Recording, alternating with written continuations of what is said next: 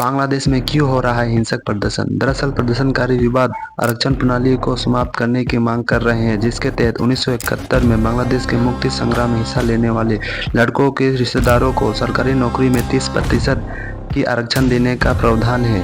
बांग्लादेश में हिंसक प्रदर्शन के बाद हालत बेकाबू हो गया है। प्रधानमंत्री शेख हसीना इस्तीफा देकर देश छोड़कर चली गई। सूत्रों के मुताबिक शेख हसीना बांग्लादेश छोड़कर भारत आ गई है। आर्मी ने देश को संभाला है। आपको बता दें कि बांग्लादेश में आखिर ऐसा क्या हुआ कि प्रधानमंत्री को ही देश छोड़कर जाना पड़ा। एक दिन पहले यानी रविवार को बांग्लादेश में प्रधानमंत्री शेख हसीना की इस्तीफा की मांग कर रहे प्रदर्शनकारी और सत्तारूढ़ पार्टी के समर्थक के बीच देश के विभिन्न हिस्सों में झड़प में 100 से अधिक लोगों की मौत हो गई थी। बड़ी संख्या में लोग घायल हुए थे। देश भर में कर्फ्यू लागू कर दिया गया और इंटरनेट सेवा बंद कर दी गई है। आरक्षण प्रणाली के तहत क्या है प्रावधान? बांग्लादेश में आरक्षण प्रणाली के तहत कुल 56% सरकारी नौकरी आरक्षित है। अब इन नौकरियों में से 30% आरक्षण स्वतंत्र सेनानियों के परिवार वालों को जाता है।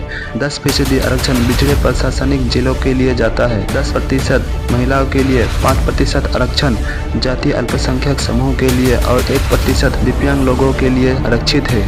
हसीना सरकार पर लगाया गया है यह आरोप। प्रदर्शनकारी छात्र के आरोप है कि सरकार उन लोगों को आरक्षण देने का पक्ष में है जो शेख हसीना सरकार के समर्थन करते हैं और मेरिट के आधार पर सरकारी नौकरी नहीं दी जा रही है। इसलिए प्रदर्शनकारी इस आरक्षण प्रणाली को खत्म करना और हसीना की इस्तीफा की मांग कर रहे हैं, जिस वजह से देश में लगातार हिंसक प्रदर्शन देखने को मिल रहा है। इस मुद्दे पर पहले ही छात्र आंदोलन के भारी दबाव में हसीना ने 2018 में संपूर्ण कोटा प्रणाली का समाप्त कर दिया था, लेकिन जून 2024 में देश के उच्च न्यायालय ने उस कदम को अवैध करार दे दिया, जिससे देश भर में विरोध प्रदर्शन की एक नया दौर शुरू हो गया। फिर जुलाई में बांग्लादेश के सार्वजनिक विश्वविद्यालय में नए पेंशन सुधार के विरोध में शिक्षक और छात्र द्वारा कई बार हड़ताल की गई, जिनके लागू होने पर वेतन में कटौती की जाएगी। शुरुआत में विरोध प्रदर्शन शांतिपूर्वक था, लेकिन हसीना के भड़काऊ भाषण, जिसने उन्हें कहा कि छात्र राजकार थे जो बांग्लादेश के स्वतंत्र संग्राम के दौरान पाकिस्तान समर्थक सहयोगी के पहचानने के लिए इस्तेमाल किया जाने वाला शब्द था, इस तनाव को और भी भड़का दिया।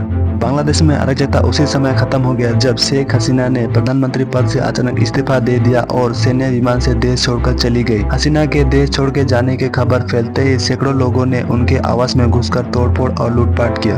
क्या ऐसा करना सही था? देश का प्रधानमंत्री के साथ आप सबका राय बहुत ही जरूरी है। आप सब कमेंट करके जरूर बताएं और हाँ, नए हैं चैनल पर तो चैनल को सब्सक्राइब करके बेल आइकन को प्रेस करना ना भूलें। मिलते हैं अगले नेक्स्ट वीडियो में।